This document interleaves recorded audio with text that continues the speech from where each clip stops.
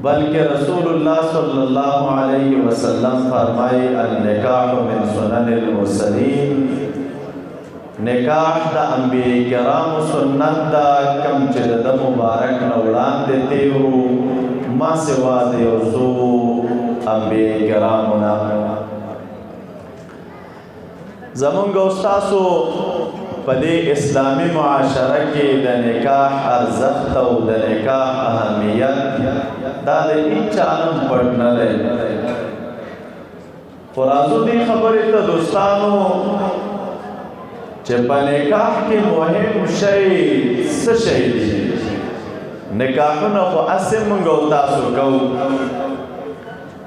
د نکاح په باب چې څومره کتابونه علماو لیکلي او څومره تفصیل پې د دغې امت شارحینو کړی دی، د هغې ټولو رجعه یو دوه دریو مهمو خبرو ته کېږي. د ټولو نه مهمه خبره چې ډیره اهمه ده د نکاح په باب هغه د انتخاب خبره ده. انتخاب څه مقصد؟ نکاحونه خو اصل موږ او تاسو کوو، خو لیکن زموږ ستا خوږ پیغمبر محمد عربي صلی الله علیه وسلم موږ ته دا پیغام پرېږدي چې نکاح خو کوي، عادت دا وي خلک په نکاح کو یو څو خویونو ته ګوري. کله داسې وشي خلک د منکوحي ښایست او جمال ته ګوري، کله د ښځې مال او حسب ته ګوري، کله د ښځې دیندارۍ ته کتلی کېږي. نبی علیہ السلام فرمایي تربت یداک فاظفر بذات الدین، ای زما امتی لاسونه دې په خاورو شه، فاظفر بذات الدین، کامیابی حاصله که ځان ته په دینداره زنانه باندې. د رسول الله صلی الله علیه وسلم دغه پیغام ما او تا ته چې تربت یداک فاظفر بذات الدین د انتخاب اهمیت ښایي. ای د محبوب امتی نکاح خو کوي لیکن انتخاب وکړه، او انتخاب خو خلک د څو خویونو د وجې نه کوي. د ټولو نه بهترین انتخاب نبی علیہ السلام وایي دا دی چې په دینداره بیبي باندې ځان ته کامیابي حاصله کړه. شارحینو د احادیثو لیکلي راز دی کې څه شی دی چې نبی علیہ السلام امت ته پیغام پرېږدي چې کامیابي ځان ته په دینداره ښځه حاصله کړه، او د دې انتخاب سره خبر د فاظفر کوي، کامیابی په دینداره ښځې حاصله کړه.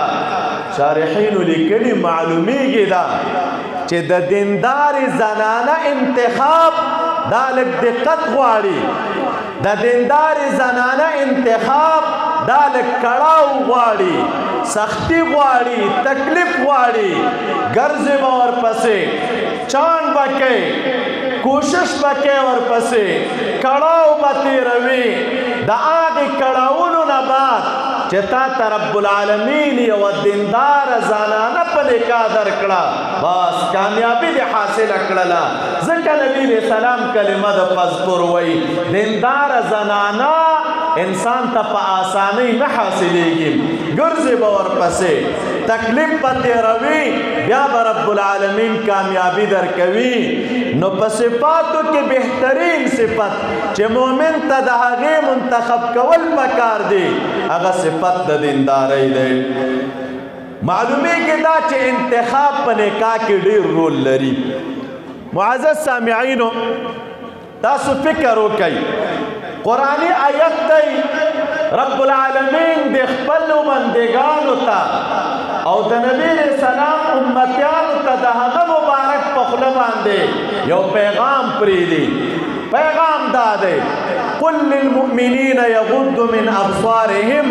الله تعالی نبی علیہ السلام ته وایي ته د مؤمنانو ته ووایه چې کله تاسو ته پردۍ زنانه په مخه درغلې تاسو خپل نظرونه ښکته کوئ. خو چونکې دا حکم د سترګو د ښکته کولو په وخت د لیدو د پردۍ زنانه کې دا ډیر اهم و. ډیری آیتونه قرآن کریم کې داسې دي چې الله تعالی صرف نارینهو ته خطاب وکړي، زنانو ته مستقل خطاب نه کوي، اکتفا کوي په خطاب د نارینهو باندې، په هغې حکم کې زنانه هم شاملې وي. لکه ډیری احکام داسې شته. رب العالمین فرمایي واقیموا الصلاة، تاسو منځونه قایم کئ، وآتوا الزکاة، زکاتونه ورکئ. خطاب نارینهو ته دی، خو لیکن طبعا په دغې خطاب کې د امت زنانه داخلي دي. دا خطاب تنها نارینهو ته نه دی متوجه، زنانه د دغې امت هم باید منځونه وکړي، هم زکاتونه ورکړي، کمالداره وي. خو د قرآن کریم طرز و عادت دا دی چې کله یو حکم ډیر اهم وي، رب العالمین اکتفا تنها په خطاب د نارینهو نه کوي، زنانو تم خطاب کوي. لکه دې ځای کې وګوره، الله تعالی فرمایي نبی علیه السلام ته نارینهو ته ووایه چې سترګې ښکته کړي او د خپلو عورتونو حفاظت وکړي، او بیا ورپسې وایي وقل للمؤمنات، مؤمناتو زنانو تم ووایه چې هغې دې خپل نظرونه ښکته کړي. همدې یو ځای کې رب العالمین نارینهو ته مستقل خطاب کوي او زنانو ته مستقل خطاب کوي. زنانو ته وایي که تاسو ته پردي نارینه پس مخه درغلل، خپلې سترګې ښکته کړي، ورته مه ګورئ. نارینهو ته وایي که پردۍ زنانه مخې ته درغلې، خپلې سترګې ښکته کړي، ورته مه ګورئ. وجه څه شی ده؟ ځکه په نظر پردۍ زنانه ته ډېر مفاسد بنا دي.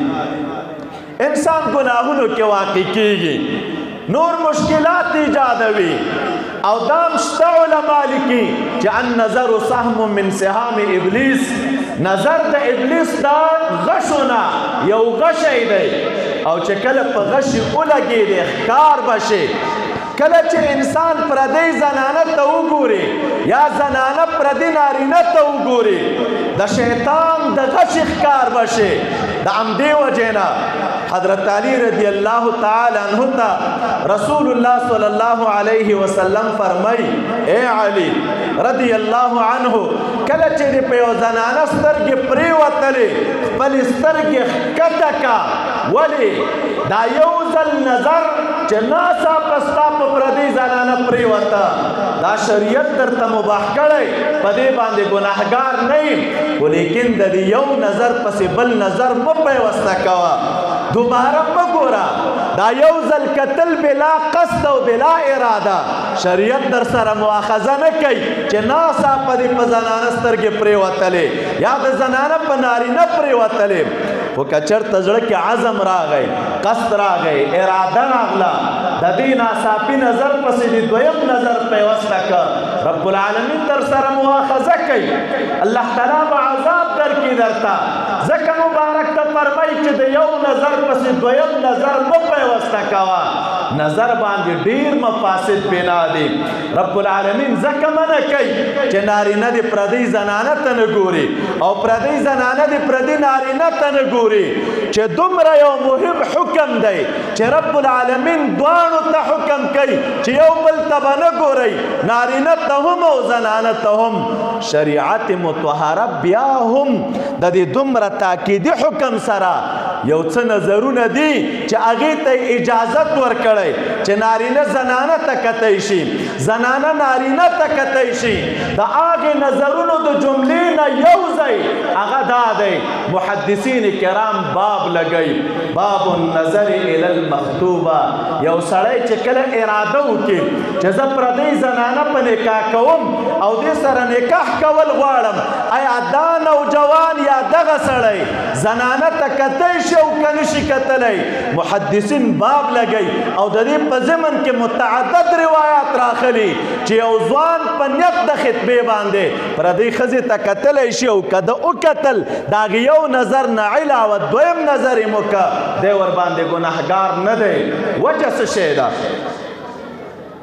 لازم دادا حدیث مبارک کے راضی امام بخاری امام مسلم عمدو محدثین اور آخستے سہل ابن سعد رضی اللہ تعالی عنہ دا حدیث مبارک راوی دے سرد دین چی نبی علیہ السلام دا امت لار دے د نارینه او د زنانو مبارک مجلس کې ناست دی. یو زنانه راغله نبی علیہ السلام ته فرمایي یا رسول الله ما خپل ځان تا ته هبه که او ما خپل ځان تا ته در بخلی. نبی علیہ السلام د دې زنانه آواز اوري. د حدیث مبارک الفاظ دا دي فصعد الیها النظر. نبی علیہ السلام د سترګې مبارک ورته پورته کړلې داسې په دقت ورته وکتلې سره د دې نه چې نبی علیہ السلام ډېر حیاناک انسان و باوجود د هغې مبارک سترګې پورته کوي او دې زنانه ته ګوري او د سترګو د پورته کولو نه بعد بې سترګې مبارک ښکته کړلې وطأطأ رأسه مبارک سر ښکته که.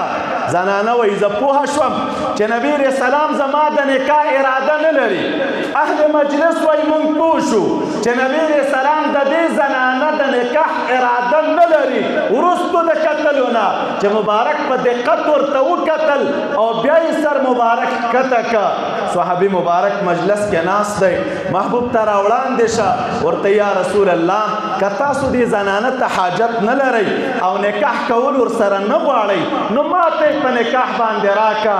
شارحینو د احادیثو د دغه حدیث مبارک په شرح کې لیکلي زنانه نکاح کول غواړي د نبی علیہ السلام سره خپل ځان نبی علیہ السلام ته هبه کول غواړي او نبی علیہ السلام په دقت ورته ګوري. معلومیږي دا چې کم دوران کې چې انسان انتخاب کوي د ځان دپاره نارینه وي او که زنانه وي که په دقت سره وکتل یو بل ته دا به شرعاً ګناهګار نه وي. صحابي مبارک راغی نبی علیہ السلام ته فرمایي یا رسول الله آثار د واده ورباندې ښکاره کېدل. محبوب ورته وایي ښکارې نکاح دې کړې دی ورته وایي او د الله نبي واده مې وکړه وایي ښځه دې کوله ورته دې کتلي وایي نه نه مې دې کتلي ورته. نبی علیہ السلام فرمایي ورته پکار دا ده چې تا ورته کتلي وایي وجه څه شی ده چې په دې کتلو کې یوې پردۍ زنانه ته چې کوم وخت کې ته د هغې نکاح کول غواړې دا کتل سبب د دې جوړیږي چې ستاسو په درمیان کې به دا محبت دایمي شي ستاسو په درمیان کې به دا مینه دایمي شي.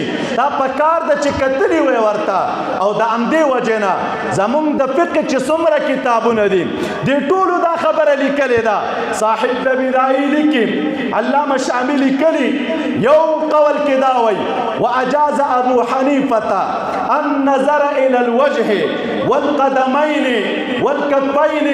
امام ابو حنیفه رحمه الله دې ته جواز ورکړی که یو سړی اراده د دې لري چې زه یوې ښځې سره نکاح کول غواړم مخ ته یې کتلی شي لاسونو ته یې کتلی شي قدمونو ته یې کتلی شي.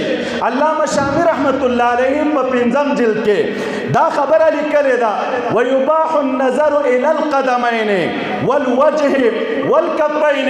د احنافو رایه دا ده یو څوک د یوې زنانه لاسونو ته کتلی شي په نیت د خطبې مخ ته یې کتلی شي په نیت د خطبې قدمونو ته یې کتلی شي په نیت د خطبې باندې. اوس زمونږ او ستاسو دا فقها یا محدثین کرام چې په دې باب مستقل بابونه وضع کوي یو طرف ته شریعت وایي پردۍ زنانه ته مه ګوره زنانه ته وایي پردي نارینه ته مه ګوره بل طرف ته شریعت د نظر اجازت راکوي او محبوب خپله صحابي مبارک ته وایي پکار ده چې لیدلی دی وایي او بیا دې ورسره واده کړی وایي وجه څه شی ده نظر منم دی او نظر ته شریعت اجازت ورکوي. دا اجازت په دې بنیاد ورکړی چې علما لیکي په نکاح کې مهم شی انتخاب دی. دا انتخاب دومره رول لري هغه کار چې شرعاً منو او مو تا ته مستقل حکم و نارینه ته مستقل حکم و زنانه ته مستقل حکم چې یو بل ته به نه ګورئ هغه حکم د دغه انتخاب دپاره ماتېدی شي.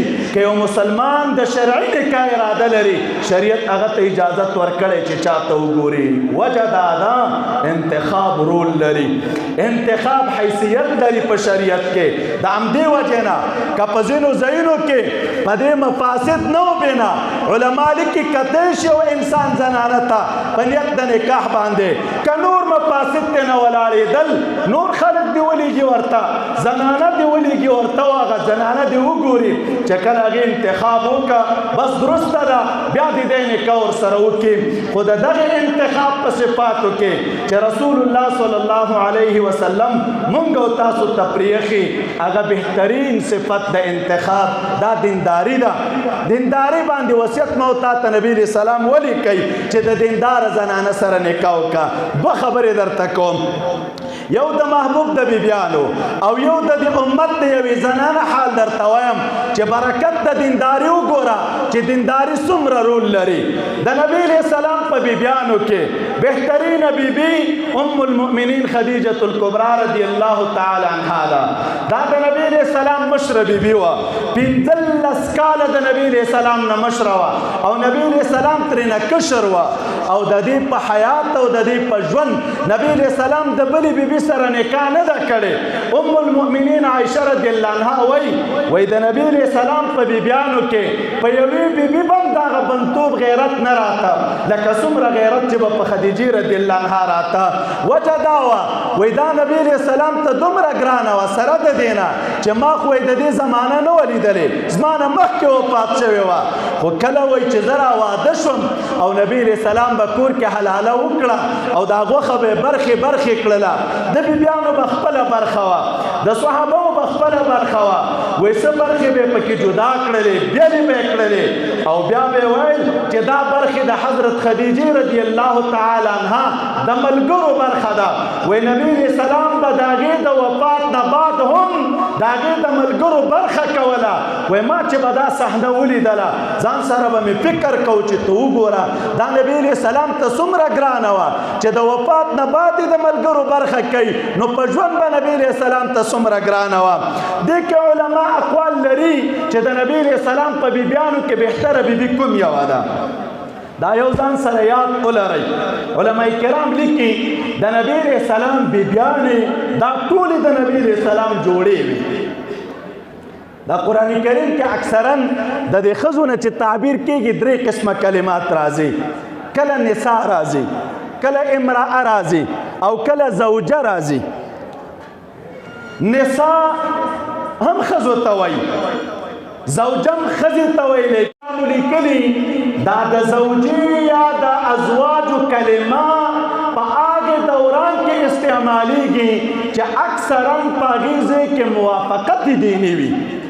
موافقت دینی کوم ځای کې چې دینی موافقت وي هلته کلمه د ازواج یا د زوج کارولی کېږي او چې موافقت دینی نه وي نو اکثرا په هغې ځای کې کلمه د امرئې استعمالیږي لکه تاسو فکر وکئ د لوط علیه السلام بیبي وه مسلمانه نه وه رب العالمین چې قرآن کریم کې د هغې نه تعبیر کوي نو داسې وایي چې امرأة لوط داسې نه وایي چې زوجة لوط بلکې داسې وایي چې امرأة لوط او د نبی علیه السلام چې کومې بیبیانې دي دا ټولې د نبی علیه السلام دیني جوړې وې او هغه دیني موافقت موجود وه رب العالمین چې د نبی علیه السلام د بیبیانو نه تعبیر کوي نو اکثرا ترې تعبیر داسې کېږي وازواجه امهاتکم رب العالمین وایي د نبی علیه السلام بیبیانې ای امت ستاسو میندې دي دلته ازواج راوړي نو ازواج کې اکثرا موافقت دینی مراد وي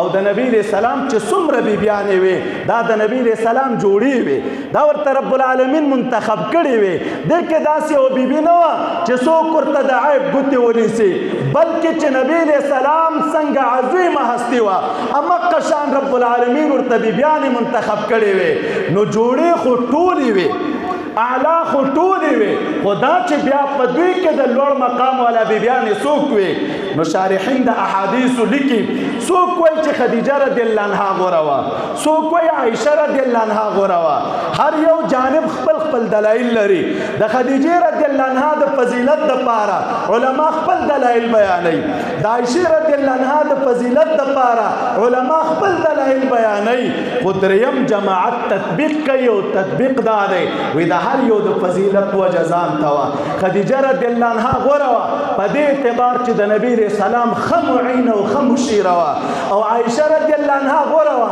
په دې اعتبار چې عالمه وه، رب العالمین پوهه ورکړې وه، ذکاوت یې ورکړی و، فقاهت یې ورکړی و، ان تر دې چې عمده صحابه کرام چې کله به یو دیني مشکل ورته پیښ شو نو د عائشې رضی الله عنها دروازه به یې ټکوله او د هغې نه به یې د مسلې پوښتنه کوله. نو د علمیت او د فقاهت په اعتبار خدیجه رضی الله عنها غوره، او د پوهې او د هوښیارۍ او د کومک او دې طرف ته د همکارۍ په اعتبار هغه خدیجه رضی الله عنها غوره وه. نو په دغه اعتبار باندې چونکې دینداره وه او غوره وه، نمونه د دیندارۍ څه وه؟ امام بخاری حدیث راخستی نبی علیہ السلام ته د وحی ابتدا څنګه وشوه؟ تاسې د ټولو علماو نه دا حدیث اورېدلی، هغه آخري ټوکړی درته راخلم. کله چې نبی علیہ السلام د غار نه راغی او خدیجې رضی الله عنها ته وویل چې زملوني زملوني دسروني دسروني، صادر یا کمبل او شړۍ را باندې واچوئ، هغې ور باندې واچو صادر. کله چې هغه حالت د نبی علیہ السلام نه منکشف شه خدیجې رضی الله عنها ته واقعه بیانوي. غار کې ناستم داسې عجیب حالت سره مخ شوم، یو څوک راته راغلل، دا ټوله واقعه یې ورته بیان کړله. مخکې تر دې چې د دې حال استفسار وشي خدیجه رضی الله عنها محبوب ته څه وایي؟ نبی علیہ السلام ته وایي لا یخزیک الله ابدا، محبوبه خفه کېږه ما، رب العالمین به همیشه دپاره تا نه شرموي. وجه دا ده انک لتصل الرحمه، دا کې خو ډېر ښه خویونه دي، ته د رشتهدارو سره رشتې پالې، غریبانانو سره کومکونه کوې، څوک چې معدوم یو څه شی لري نه هغې ته اسباب برابروي. ښه خویونه د نبي علیه السلام بیان کړل، ورته وایي دا بهترین خویونه درکې دي. نو رب العالمین خو دې نه شرموي. خو راځه لږ بلا شو ورقې بن نوفل ته رضی الله تعالی عنه، هغه ته ورغلل. هغه داسې یو سړی و چې د مخکنو کتابونو علم ورته رب العالمین ورکړی او په دې خبرو باندې پوهېدل. نبي علیه السلام سره خدیجه رضی الله عنها روانه ده، څومره ښه معینه ده، څومره دینداري پکې ده. کله چې ورقې بن نوفل ته رسېږي نو مخکې تر دې چې نبي علیه السلام خبرې شروع کوي خدیجه رضی الله عنها ورقې بن نوفل ته وایي یا ابن عمي اسمع من ابن اخیک، ای زما د تره زویه دا د وراره نه دې څه شی واوره، دې څه خبره درته کوي. رسول الله صلی الله علیه وسلم ته وایي څه خبره ده؟ نبی علیه السلام د غار کیسه ورته شروع کړه. ناست هم داسې شخص راغی راته، دا ټول حالت یې ورته بیان کړل. ورقې بن نوفل ورته وایي خفه کېږه ما، ته د رب العالمین نبی، دا څوک چې درته راغلی دا د رب العالمین د طرف نه پیغام راوړونکی شخص وه. خو محبوب ته یوه خبره کوي کاش چې زه هغه وخت کې ژوندی یم چې یخرجک قومک، کله چې ستا قوم تا د کلي نه باسي نو زه به هغې دوران کې به ما ډېر زیات کومک د تا سره کړی وی او ښه کومک به مې در سره کړی وی. نبي علیه السلام ورقه ته وایي او مخرجیه، ما به قوم د کلي نه باسي.